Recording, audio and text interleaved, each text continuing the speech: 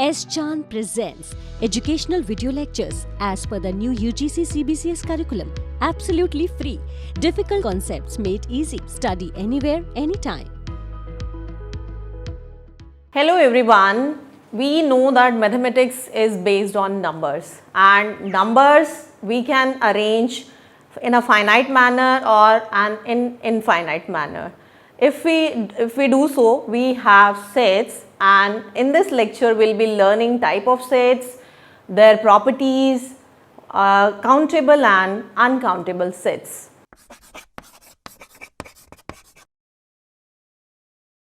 Welcome to S. Chand Academy. I am Dr. Seema Thakran. If you want to study set theory, set properties, countable and uncountable sets in detail, please refer to the book by S. Chand Publishing. The e-book link is given in the description box below. So let's start with sets theory, countable and uncountable sets. So let's start with sets. I'll start with basic definition.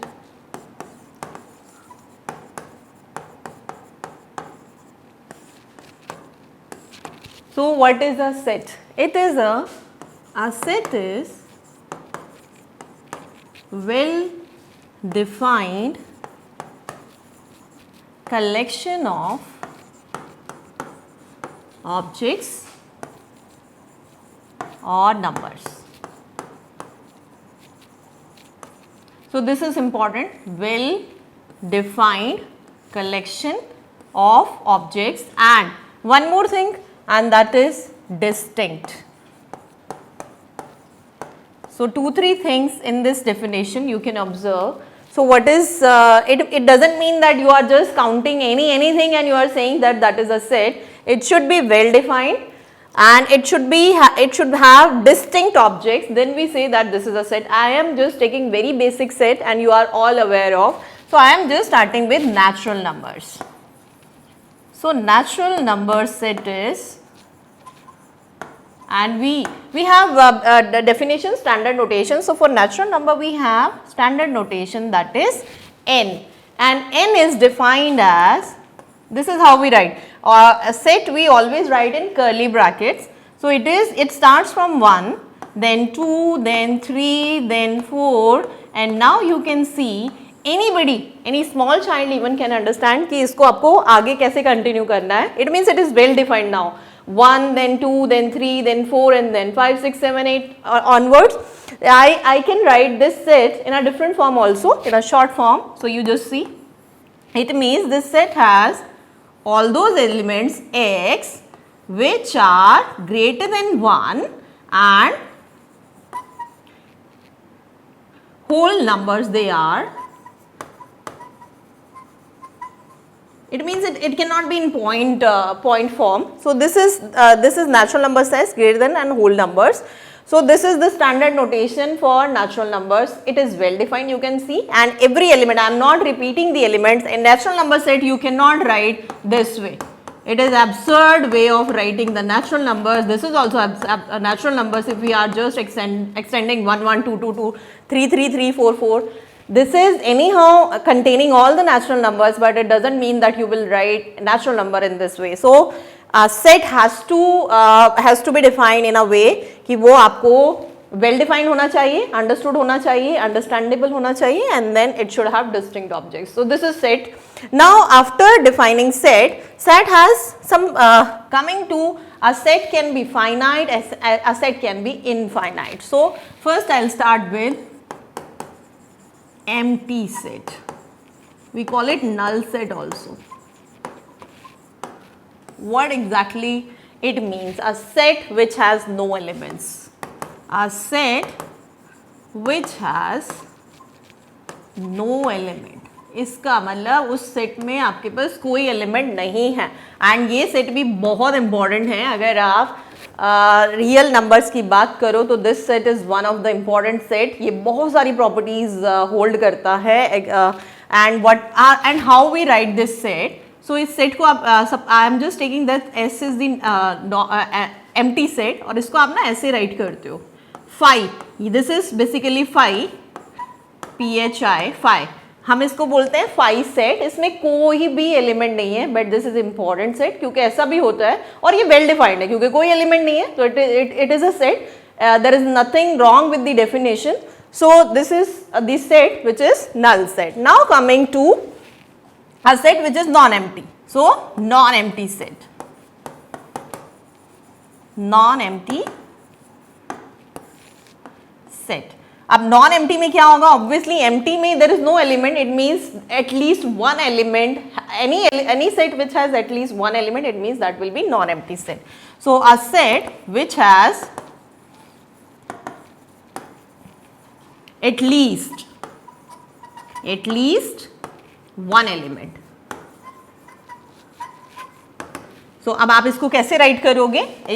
This is how we write that S is not empty. इसका मतलब है एक element उसमें जरूर है और वो इससे डिफरेंट है. अब दोनों इंपॉर्टेंट है, लेकिन इसके अलावा भी we have types of sets and let's understand those sets. After this coming to finite and infinite sets.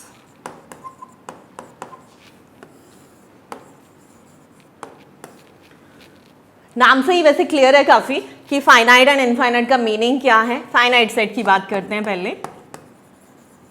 अब फाइनाइट सेट वो है which is finite elements, as the name suggest, a set which has finite number of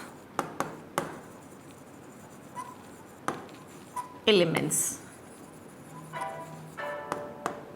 So finite set is a set which has finite number of elements. अब elements जो होते हैं वो क्या होते हैं? जो आप सेट के अंदर जो ऑब्जेक्ट्स जिसको मैंने बोला था उनको हम एलिमेंट्स बोलते हैं. अब फाइनाइट एलिमेंट्स हैं. अब मैं एक सेट डिफाइन कर रही हूँ. सपोज आपके पास सिर्फ 1 2 3 है. अब आप देखो इस अगर ये मैंने सेट डिफाइन किया है, इसमें सिर्फ 1 2 3 है और कोई और सेट आप जैसे डिफाइन करते हो T. अच्छा, one of the important set. अब ये जो एम्प्टी सेट है ना, अब इसमें हमने बोला था कि कोई एलिमेंट नहीं है, तो है कोई एलिमेंट नहीं है but it is a set. ये भी फाइनाइट सेट में काउंट होता है. And I told you this is one of the important steps. जब प्रॉपर्टीज आएंगी यू विल सी कि ये कितना इंपॉर्टेंट सेट है. So this is also these are examples of finite sets. Moving to so finite set is anyhow very easy to understand कि उसमें सिर्फ finite number of elements होंगे. और infinite set की बात करें तो वो just इसके reverse है. Infinite sets. अब इसकी बात करते हैं तो we have बेसिक और स्टैंडर्ड सेट्स जो आप करते हो बट उसको एनी हाउ कैटेगराइज नहीं करते हो. Now I will be just taking those examples. So first definition of infinite set. So what will be the definition? Understood, just reverse of finite set.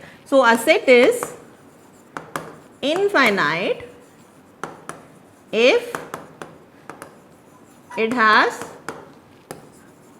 infinite number of elements. यानी इसके अंदर जो भी elements होंगे वो infinite होंगे. अब एक चीज आप हमेशा याद रखोगे, इट डजंट मीन कि आप किसी भी सेट में, मैं एक एग्जांपल ले लेती हूँ, कि आप कुछ भी लिख रहे हो, 1 4 लिख रहे हो, देन -1 लिख रहे हो, फिर 3 लिख रहे हो, फिर 1/2 राइट कर रहे हो. समटाइम्स यू डू दैट कि इनफाइनाइटी तो बनाना है, देन 1 राइट कर दिया, फिर 0, and you can see there is no pattern in this the way you have written these elements. तो कभी भी आप ऐसा सेट नहीं बनाओगे कि कुछ भी आप राइट कर रहे हो. बिगिनिंग में आई told you in the definition कि वो एक वेल डिफाइंड मैनर में होने चाहिए. यहाँ आप देखोगे कोई वेल डिफाइंड मैनर नहीं है. आई कैन राइट इस वे में मैं राइट कर सकती हूँ. यू कैन सी कि 1 4 9 देन 16 देन 25. अब आप देखो, आपको ना समझ आए हार्डली मैटर्स, बट आप if you have understanding of sets, आप देखो ये 1 है, 1 स्क्वायर है, this is 2 square, this is 3 square, this is 4 square. तो इट इज नॉट कि वो मैंने वैसे ही राइट किया. सेट को आप ऐसे मेंशन कर सकते हो because it has some pattern.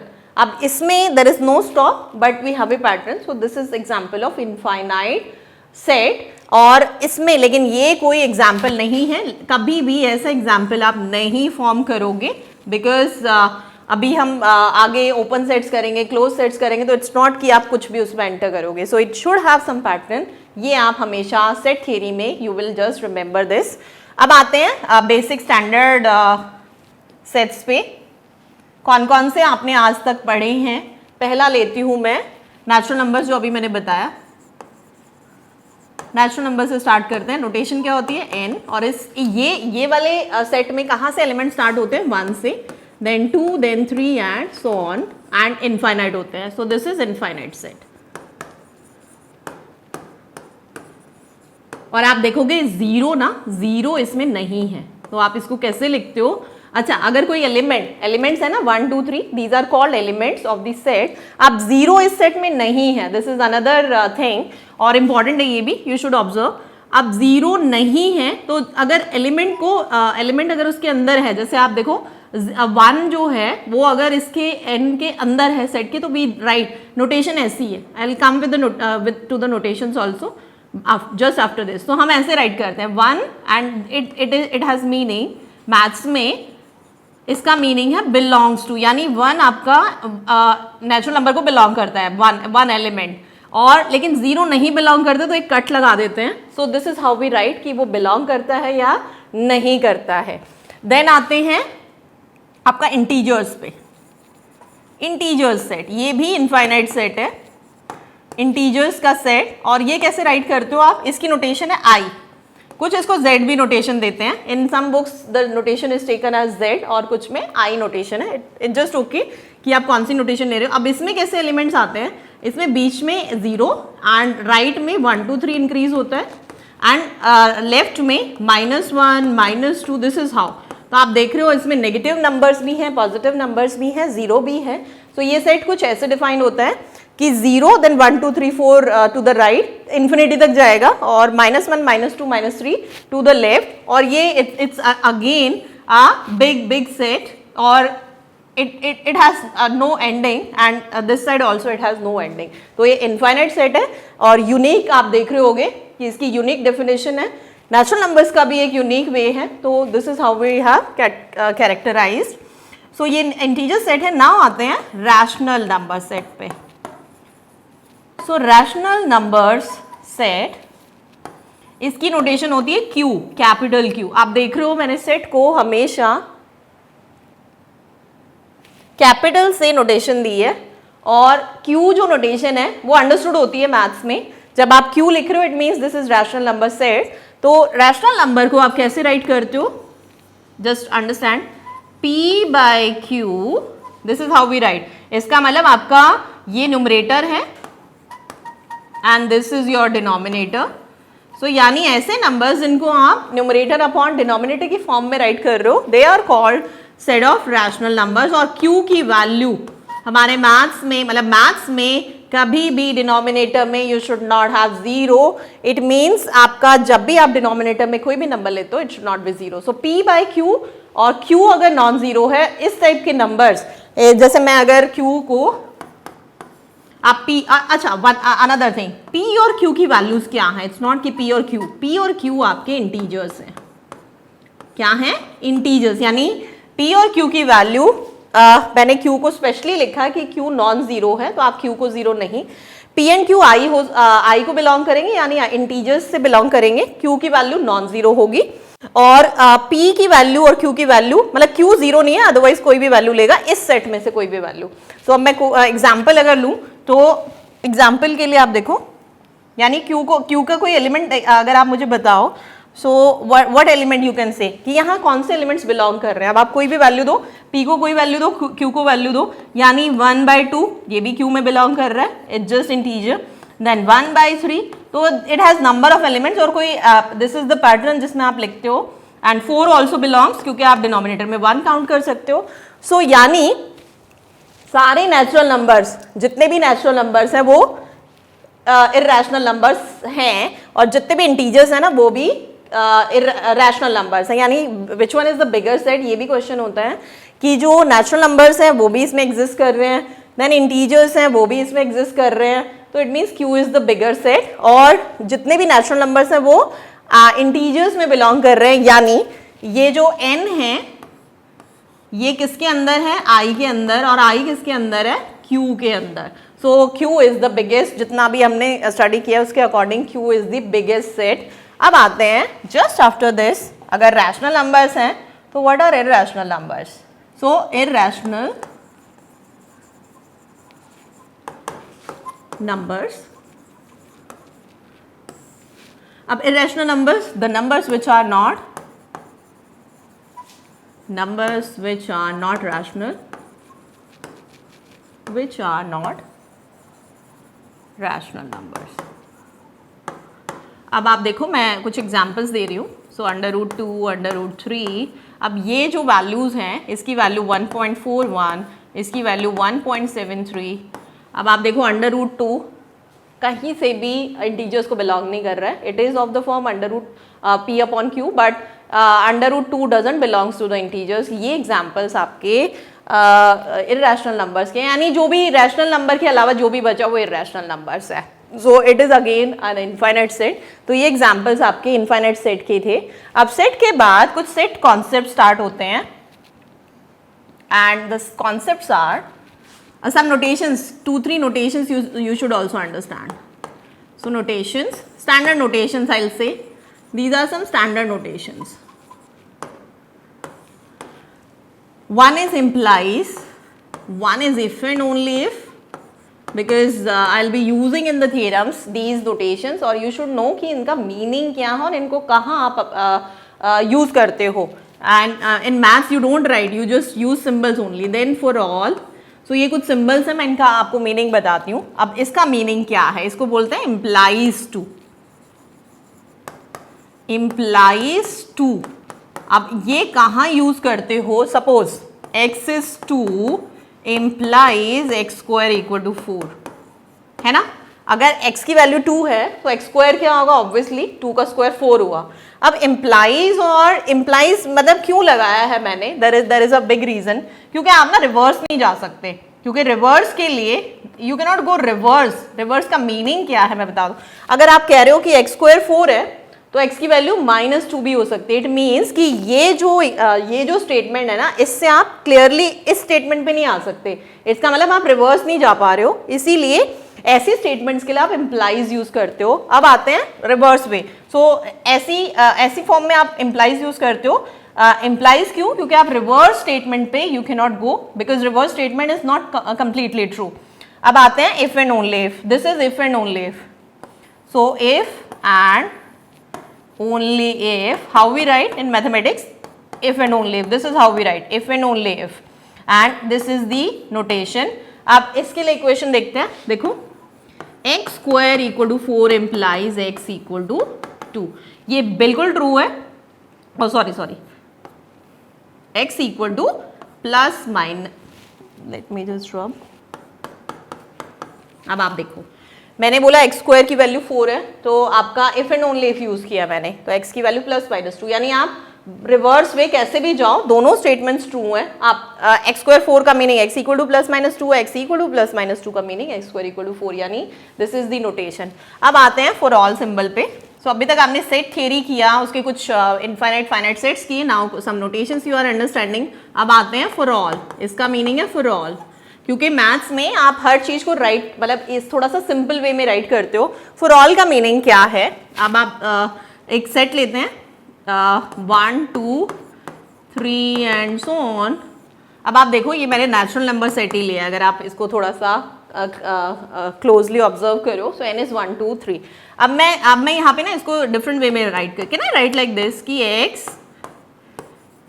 x is greater than 0 for all x belonging to n. just understand this because ये थोड़ा सा डिफिकल्ट लगता है बच्चों को. तो इसको ध्यान से देखो. मैंने क्या लिखा है कि मैंने नेचुरल नंबर सेट को थोड़ा सा डिफरेंटली राइट किया है कि इसके अंदर वो एलिमेंट्स हैं जो ग्रेटर देन 0 हैं. इसके अंदर मतलब इसी सेट को x वो एलिमेंट्स जो ग्रेटर देन 0 हैं और x कहाँ पे बिलोंग कर रहा है n में. तो यानी आप इसको मैंने डिफरेंट सेट की फॉर्म बनाई है. एक ऐसा सेट लिया है जिसमें सारे एलिमेंट्स ग्रेटर देन 0 हैं फॉर ऑल, यानी हर x की वैल्यू पॉजिटिव है. So this is how also you मतलब this is how you use this for all sign. Now we have properties. properties. So now coming to properties of sets. But before this, we'll be understanding the intersection of sets, union of sets, then complement of set, subsets,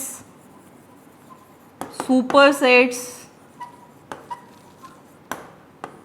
Now we'll understand this theory, these properties and these concepts we'll be learning, and we'll be doing it just after the break.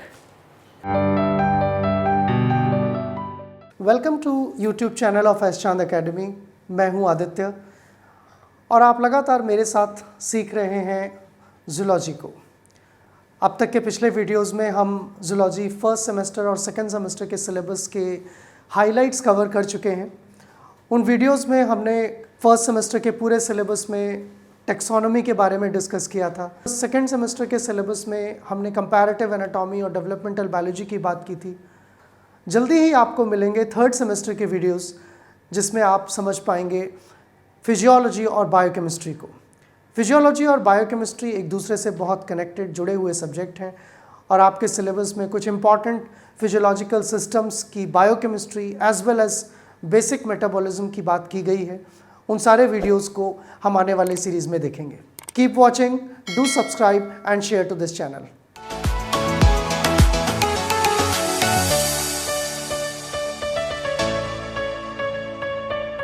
Welcome back to S Chand Academy. So before going to the break, we understood the definition of a set, then some finite, infinite sets, empty set, non-empty sets concepts, and now we'll be learning some concepts on sets. And first we'll understand what is intersection of sets, then union of sets. So let's start. First, I'll start with subsets first. So subset. अब आप देखो कोई बड़ा set है, subset का meaning है कि कोई सेट है तो उसका कोई छोटा सेट भी होगा और उसका सुपर सेट यानी उसका कोई बड़ा सेट भी होगा। It is very very understood कि सबसेट के साथ सुपर सेट दोनों अंडरस्टूड टर्म्स हैं कि कोई एक सेट है तो उसका छोटा भी एग्जिस्ट कर सकता है और बड़ा भी एग्जिस्ट करता है। क्या मीनिंग है उसका? तो सबसेट का मीनिंग है जस्ट सेट से छोटा। But how you right definition देखो, let S and T be two sets। आप सेट बोल रहे हो तो ये अंडरस्टूड है कि कुछ भी आपने कलेक्शन लिया वो बहुत ही वेल डिफाइंड है, डिस्टिंक्ट एलिमेंट्स हैं। S and T be two sets, then S is called subset of T if every element of S is element of T। अब इसका मीनिंग क्या है? Mathematically theoretically I have written कि S का हर element T का element है और तब हम बोलते हैं, और नोटेशन क्या है? This is how we write S contained, ऐसे भी बोलते हैं, और S इज सबसेट ऑफ T। या तो हम बोलते हैं ये C साइन है इसके लिए, सो इसका या तो आप इसको बोलते हो S कंटेन्ड इन T या फिर S इज सबसेट ऑफ T। अब एक एग्जाम्पल लेते हैं इसी चीज को समझने के लिए। सो एग्जाम्पल S को लेते हैं 1 2 3 और सपोज T इज योर 3 4 2 1 और यस। सो मैंने फाइनाइट सेट्स लिए हैं। अब आप देखो कि जो S के एलिमेंट्स हैं ना वो T के भी एलिमेंट्स हैं, बट T में कुछ एक्स्ट्रा एलिमेंट्स हैं, इससे कोई फर्क नहीं पड़ता है। आपको सिर्फ ये देखना है कि जो S के एलिमेंट्स है ना वो T में होने चाहिए अगर आप सबसेट प्रूव कर रहे हो। तो clearly every element of S is element of T। अब इसको ना मैथमेटिकली भी लिखती हूं मैं। It means X for all x belong all, so it means कि जो S है वो contained in T because all x belonging to S implies x belongs to t. So यहाँ पे बट रिवर्स नहीं जा सकते आप, इसीलिए मैंने implies यूज किया है, क्योंकि t में एक एलिमेंट है 4 जो s को बिलोंग नहीं करता, तो आप रिवर्स नहीं जा सकते हो, यानी आप every x of all elements of s belonging to x in t. So this is subset definition. अब रिवर्स जाते हैं. रिवर्स में reverse is very easy to understand. अब आप देखो, अगर s t का सबसेट है तो s छोटा सेट हुआ, तो t कैसा सेट हुआ? t is the biggest set. तो ये जो सेट होता है ना, ये आपका सुपर सेट है. सो दोनों डेफिनेशंस हमने की कि सुपर सेट क्या है और सबसेट क्या है. ये भी एक वेरी इंपॉर्टेंट डेफिनेशन है. जब भी कोई सेट है उसका एक सबसेट भी एग्जिस्ट करता है और सुपर सेट भी एग्जिस्ट करता है. आते हैं इंटरसेक्शन पे.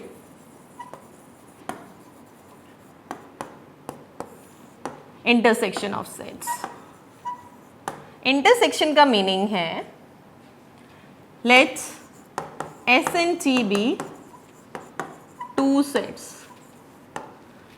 इंटरसेक्शन की पहली नोटेशन तो देखो आप, कंटेंट के लिए अलग नोटेशन थी, सबसेट के लिए अलग नोटेशन थी. आप इंटरसेक्शन के लिए उल्टा U बनाया है.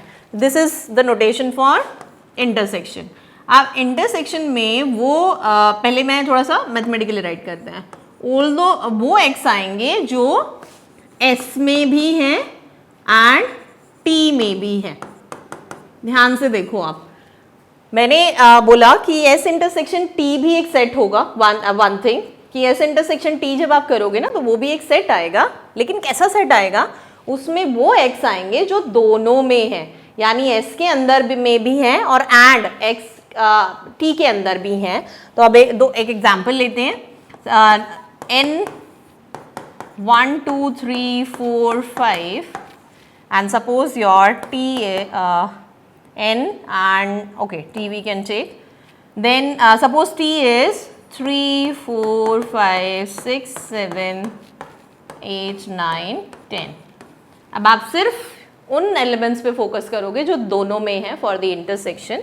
सो कौन से एलिमेंट्स हैं? आप देखो, ये एलिमेंट्स मैच कर रहे हैं, तो यानी वो एलिमेंट्स आप कलेक्ट करते हो जो दोनों में मैच करते हैं, दोनों में आते हैं. यानी अगर मैं n इंटरसेक्शन T की बात करूं तो ये एक सेट आएगा, वन थिंग, और ये सेट आएगा.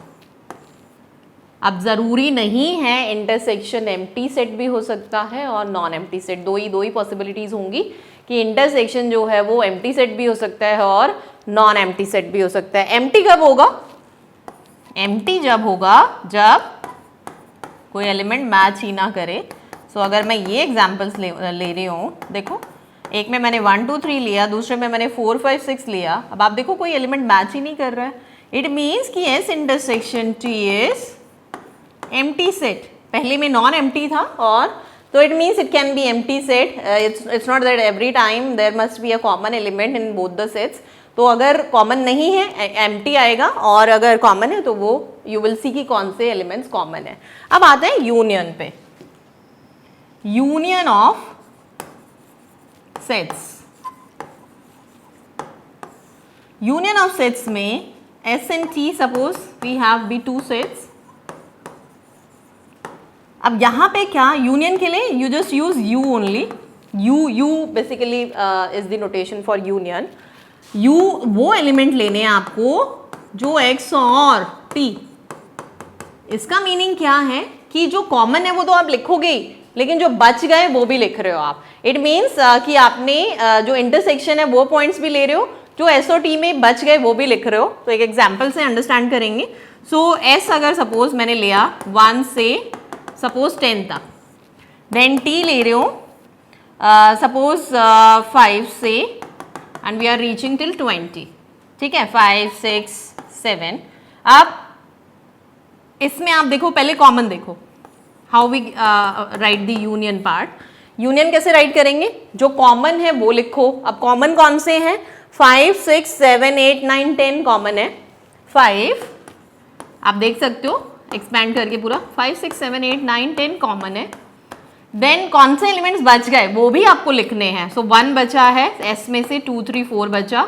देन यहाँ से कौन सा बचा? 10 के अलावा जितने भी थे, 11 12 13, 14 till 20. सो यानी आपने यूनियन, अब आप थोड़ा सा एक चीज़ ऑब्जर्व कर रहे हो, तो इंटरसेक्शन जो है ना वो एस और टी से हमेशा छोटा सेट आता है, दिस इज ऑब्जर्वेशन। और जो यूनियन है ना वो हमेशा एक बिगर सेट आया है। कभी भी आप देखोगे इंटरसेक्शन हमेशा छोटा सेट आएगा और यूनियन जो है वो बिगर सेट आ रहा है। तो what property basically, let me just right, अगर आपके पास एस एंड टी दो सेट्स होते हैं, बी टू सेट्स, सो जो इंटरसेक्शन है ना, इंटरसेक्शन वो एस में भी कंटेन करता है, दिस इज वन थिंग, और टी में भी कंटेन करता है। इससे आपको क्या आइडिया लग रहा है? Can you just figure out? ये नोटेशन मैंने कब यूज की थी? इसका मतलब ये जो सेट है ना, ये एस और टी का सबसेट होता है हमेशा। So S intersection T is subset of S and T for sure. अब आप यूनियन पे देखते हैं, यूनियन में यूनियन के अंदर थोड़ा सा रिवर्स है, क्योंकि आपने एलिमेंट्स ऐसे राइट किए हैं ना अकॉर्डिंग टू द डेफिनेशन। आपके एस के एलिमेंट्स इसके अंदर थे, टी के एलिमेंट्स भी इसके अंदर थे। इसका मतलब जो एस यूनियन टी है वो सुपर सेट है। एस यूनियन टी जो है ना is super set.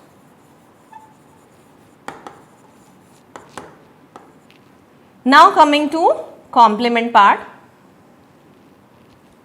complement of a set. So अगर आपको नंबर्स अंडरस्टैंड करने हैं, फाइनाइट सेट्स अंडरस्टैंड करने हैं इनफाइनाइट, तो you should have this basic knowledge. Complement of a set, अब मैं पहले क्या करती हूँ, एक सेट लिखती हूँ। जब भी आपकी कॉम्प्लीमेंट की बात आती है आपको देखना है, कॉम्प्लीमेंट का मीनिंग है आप उसको नेगेट करोगे, माइनस करोगे, लेकिन किस में से माइनस करोगे? एक स्टैंडर्ड होता है कि आप यूनिवर्सल सेट, यानी एक बिग सेट होता है उसमें से माइनस करते हो। अभी मैं x को यूनिवर्सल सेट ले रही हूँ,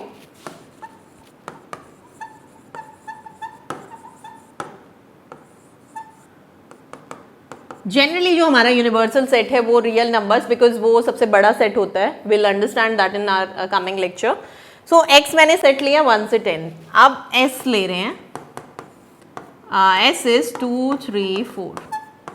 अब आपको क्या करना है, s को x में से माइनस करना है, या फिर इसको ना s ऐसे भी राइट करते हैं या फिर ऐसे भी राइट करते हैं, ये डैश और ये कॉम्प्लीमेंट, s कॉम्प्लीमेंट और s कॉम्प्लीमेंट, क्योंकि आप इसको यूनिवर्सल सेट कर रहे हो तो अंडरस्टूड है कि x में से ही माइनस करोगे। अब माइनस करने का मतलब है ये एलिमेंट माइनस कर दो, तो यानी ये एलिमेंट आपको लिखने नहीं है, जो बच गए वो लिखने हैं। सो कौन से बच गए?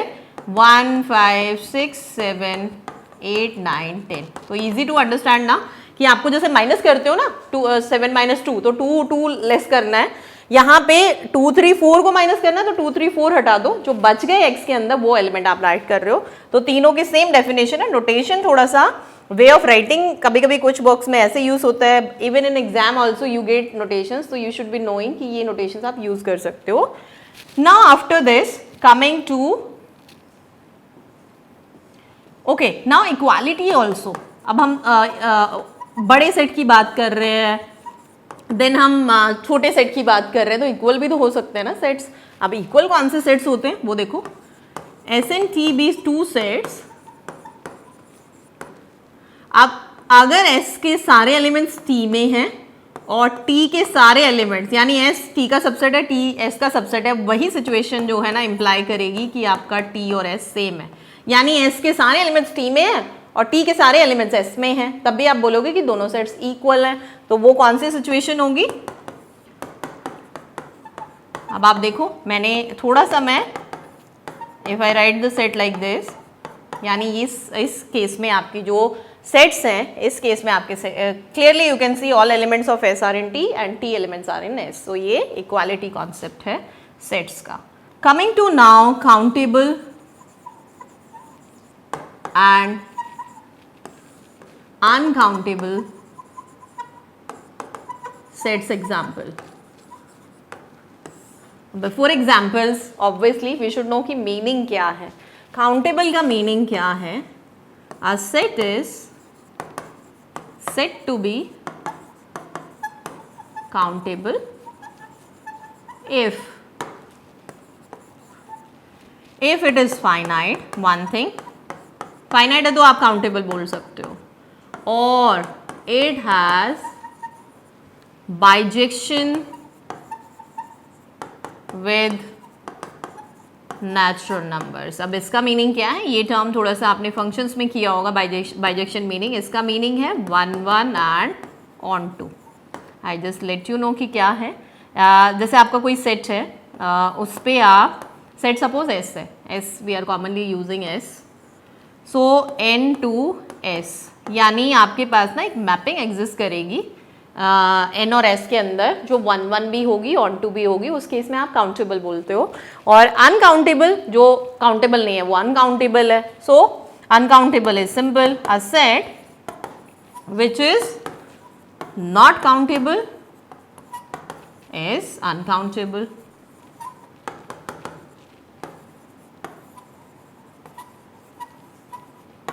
अब एग्जाम्पल्स पे आते हैं। अब आप देखो ये सेट, अच्छा एक और चीज, अनकाउंटेबल ना इनफाइनाइट जरूर होगा, दैट इज अनदर थिंग। तो इनफाइनाइट भी फॉर श्योर होगा, क्योंकि फाइनाइट है तो ऑब्वियसली वो काउंटेबल में काउंट होगा, तो अनकाउंटेबल मीन्स इनफाइनाइट भी फॉर श्योर होगा। अब सेट ऑफ नेचुरल नंबर्स लेते हैं। सेट ऑफ नेचुरल नंबर्स जो हैं, अगर आप मैपिंग लो एफ की एन से एन तक, क्या मैपिंग ले सकते हो, आइडेंटिटी मैप आप ले सकते हो, और यू कैन क्लियरली शो कि आपकी जो मैपिंग है वो 1 1 है, ऑन टू है, क्योंकि यहाँ कोई एलिमेंट लोगे यहाँ बिलोंग कर रहा है 1 1 to 1, देन कोई यहाँ एलिमेंट लोगे वो यहाँ मैप हो जाएगा क्लियरली। तो यानी आपने जो मैपिंग ली है वो वेल डिफाइंड है, तो सेट ऑफ नेचुरल नंबर्स जो है वो काउंटेबल में आता है आपका। देन आपका finite set, any finite set आप ले सकते हो। अच्छा अब मैं एम्प्टी सेट की बात करती हूँ। एम्प्टी सेट को मैंने बोला था फाइनाइट, तो ये भी काउंटेबल है। देन आपका अगर आप ये सेट लो, ये भी काउंटेबल है, और एक मैंने ऐसा सेट लिया जो इनफाइनाइट था but we have a mapping, so वो काउंटेबल में है। अब आते हैं अनकाउंटेबल पे। अनकाउंटेबल में आप वन ऑफ द एक इंटरवल, आपने क्लोज इंटरवल्स पढ़े हैं या नहीं पढ़े हैं, तो इन कमिंग लेक्चर्स थोड़ा सा मैं मतलब will do it in detail, तो you just keep watching videos. 0 1 अगर आप लो इंटरवल, ये अनकाउंटेबल है, बिकॉज इसके अंदर ना इतने एलिमेंट्स हैं, अगर आप you can not even imagine, जो आपकी लाइन है ना 0 1, यहाँ पे just infinite number of elements exist, और उनमें ना कोई पैटर्न नहीं है। इसका मतलब आप कोई मैपिंग नहीं डिफाइन कर सकते यहाँ पे, और फाइनाइट नहीं है, it means this is uncountable, और this is one of the smallest कह सकते हो आप। स्मॉलेस्ट के लिए मैं और छोटा भी कर सकती हूँ, but this is standard one जो आपका अनकाउंटेबल का। ऐसे ऐसे आप infinite number of examples form कर सकते हो for uncountable. So in this lecture we learn sets definition, then finite set and infinite sets, countable and uncountable examples with definitions. If you want to study set theory, infinite, finite sets, countable, uncountable sets, please refer to the book by S. Chand Publishing. The ebook link is given in the description box below. Don't forget to share, like, subscribe S. Chand Academy. Don't forget to press the bell icon for the future updates. Stay connected, stay tuned. Thank you.